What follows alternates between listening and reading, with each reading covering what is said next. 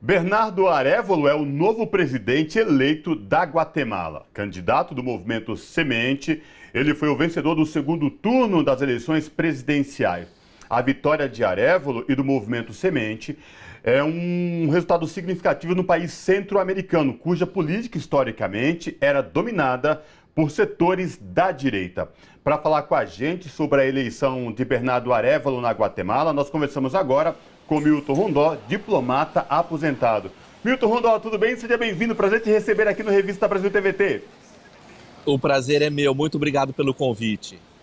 Milton, vamos falar então desta eleição na Guatemala. O Arévalo não era tido como favorito. Existia uma possibilidade, depois que teve o primeiro turno, que ele não chegava nem próximo à primeira candidata, à época, à frente dele. Só que as urnas trouxeram outro resultado aí significativo e importante, levando Arévalo à presidência da Guatemala. Queria te ouvir o que significa essa eleição de Arévalo aqui no país centro-americano.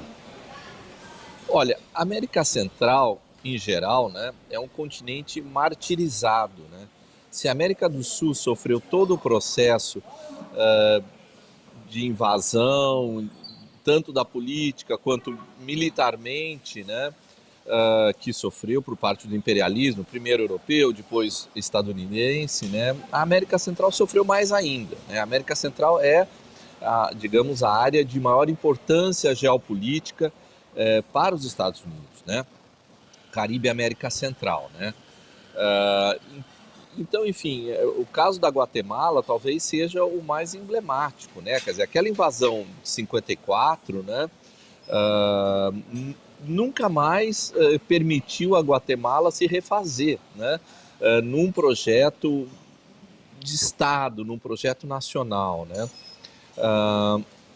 Agora parece que sim, A gente tem essa expectativa, Já com o Colom, com o presidente Colom, cuja primeira viagem ao exterior foi ao Brasil, a Guatemala já começava a se reencaminhar na esteira de uma América Latina que retomava a sua soberania, Então a Guatemala consegue dar os primeiros passos naquele sentido. Agora, a oligarquia guatemalteca é muito atrasada, nesse sentido se parece muito com a brasileira, Você tem enormes latifúndios e, infelizmente, a invasão de 54 foi por conta disso, Vocês se lembram que a United Fruit estava por trás disso, dessa invasão, para manter os latifúndios, a monocultura, Então, enfim, você tem uma situação muito difícil, em toda a segunda metade do século XX, uma guerrilha, aliás, o líder da guerrilha era o filho do prêmio Nobel Miguel Ángel Astúrias, Guatemala, embora seja um país tão pequeno, tem um prêmio Nobel de literatura, Aliás, tem o da Paz também, com o Rigoberta Menchú, Um país, então, de alta cultura. Eu sempre costumo dizer para as pessoas, olha, para mim a melhor livraria do mundo está na cidade da Guatemala, que é a Sophos, A maior está em Londres, que é a Foyles, mas a melhor realmente é a qualidade do que tem. Você tem vontade de comprar absolutamente tudo. E ela ampliou agora, ela fez um auditório do lado, dá cursos, é sensacional. A irmã do ex-presidente Colom me dizia que ela conhecia a dona e que ela, ao contrário da irmã do próprio presidente, que foi para a guerrilha, ela resolveu abrir uma livraria e fazer, então, uma oposição pacífica, e deu nisso, uma livraria absolutamente estupenda, como nós não temos no Brasil. Eu gosto de sublinhar isso, de uma qualidade extraordinária. Falando um pouco mais sobre esse processo eleitoral deste ano, ele foi bastante conturbado. Lá no primeiro turno houve uma judicialização. Nesse processo todo, esperava-se uma ausência dos guatemaltecos às urnas, que eles não fossem votar. E, no final das contas, essa grande surpresa na eleição, com o Arévalo ganhando como presidente da República, uma coisa não esperada. Aí eu lhe pergunto, Milton, sobre essa organização política e essa relação dos guatemaltecos com a atual política, e se isso tem uma reverberância do que vem acontecendo pela América Latina, de outros movimentos de esquerda, outros partidos de esquerdas pela América Latina, estarem retomando essa frente política e um pouco da relação com a população. Queria te escutar sobre qual a sua avaliação. Tem sim, Ana, e eu diria até mais, você tem, no caso da Guatemala, né, o componente indígena muito forte, né? A composição étnica da Guatemala é essencialmente indígena, né? E isso retoma o que acontece no Brasil, né? Em que nós elegemos também líderes indígenas, né? Você vê isso no Equador, né? Você vê isso em vários países, no caso também da Colômbia, né? A vice-presidente é de povos originários, né? Afrodescendente, né? Então, esse componente é muito importante, né? Os maias eles têm uma capacidade de luta imensa, né? E é bem interessante, quer dizer, como eles foram discretos, né? E por isso as pesquisas não pegaram, né? As intenções de voto, né? E no momento da urna, então, eles expressaram o seu voto, né? É muito interessante e isso parece ser uma tendência em toda a América Latina, né? Uma retomada, né? Uma politização muito positiva dos povos originários, tanto de matriz africana quanto ameríndios, né? E Milton, vamos falar um pouco então agora, a partir da eleição de Arévalo na Guatemala, de uma possível reintegração da América Latina com seus vizinhos, a América do Sul, a América Central. Queria te ouvir dessa forma, o que a partir dessa experiência da eleição de Arévalo, a gente pode esperar de uma integração de toda a América Latina? Olha, eu acho que é muito importante.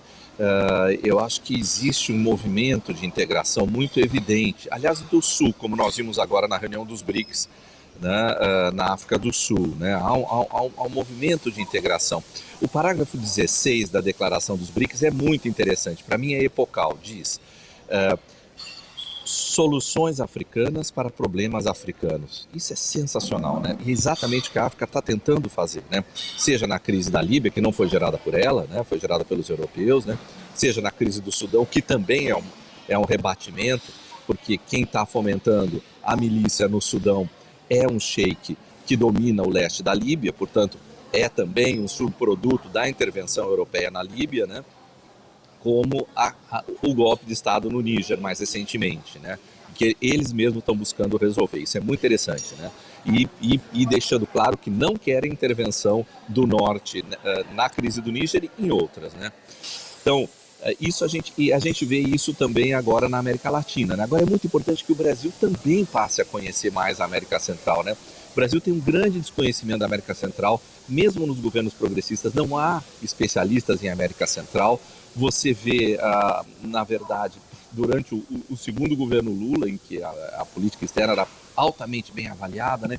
Ainda assim, o Itamaraty praticamente desapareceu com a América Central. A América Central passou a ficar dentro da América do Sul, que é um absurdo, evidentemente, né?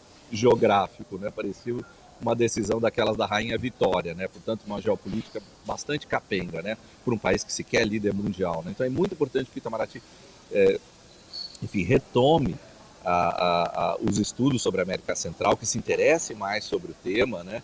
E que a gente tenha esse esforço que vocês estão fazendo é essencial, né? Que a imprensa também se interesse mais, entenda mais a América Central. Eu morei 2 anos na Nicarágua, pude acompanhar um pouco o processo de paz de Esquipulas na Guatemala, né?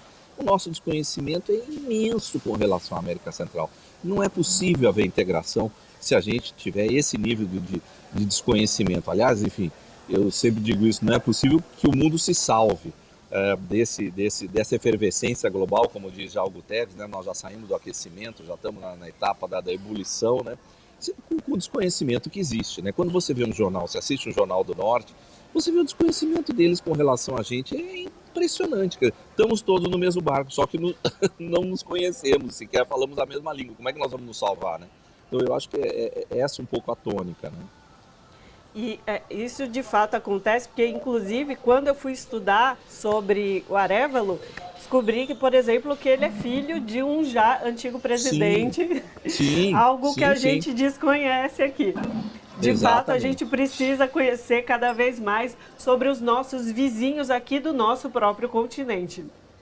Exatamente. Mas Rondó, voltando a essa análise do processo eleitoral, o primeiro discurso do Arévalo, ele foi muito contundente em reafirmar o processo democrático, de falar sobre a figura de Sandra Torres, que foi a segunda colocada, né, que ficou ali, que ele venceu no segundo turno, falando da importância também da organização política e mencionou uma nova primavera para esse governo que ele inicia assim que toma posse. De fato, existe essa eleição traz esse revigorar para Guatemala, nesse sentido de ser uma nova etapa, mas pensando também, como o senhor já bem colocou, da ancestralidade, dos povos originários. Há uma reestruturação, inclusive, cultural nesse sentido? Sem a menor sombra de dúvida. E essa cosmovisão guatemalteca é muito forte, né? A serpente de fogo, enfim, né? Ela forma um círculo, né? Então isso está muito presente para os maias, né? E é um círculo agora que, digamos que, passa por uma nova etapa de evolução, né? E é toda a região, na verdade, né? Porque todos os países estão muito interligados, né? A relação da Guatemala com o México, por exemplo, é umbilical, é fortíssima, né? E aí, de novo, eu retomo a questão do Brasil, quer dizer, bom, a Guatemala também é um país com uma vertente caribenha, né? A Guatemala tem o litoral no Atlântico também, caribenho, né? O Brasil precisa se assumir como um país caribenho, né? O que está para o norte da foz do Amazonas é Caribe, né? O limite sul do Caribe é a foz do Amazonas. Então, todo o litoral do Amapá nos coloca no Caribe. O Brasil não se reivindica como caribenho, né? Não se vê como caribenho, né? Não estuda o Caribe, né? É muito triste isso, né? Eu espero que a gente possa agora, no governo do presidente Lula, a gente ter uma outra visão para o Amapá, inclusive, né? De como o Amapá, com toda a sua raiz étnica caribenha, de indígenas caribenhos, né? Pode nos ajudar a compreender melhor o Caribe e a América Central, né? Perfeito. Conversamos com Milton Rondó, que é diplomata aposentado.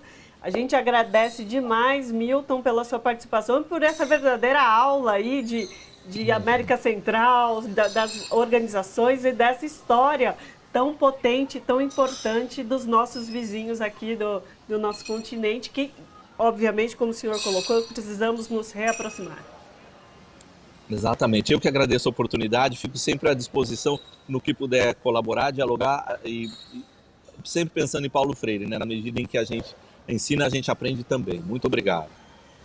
Abraço.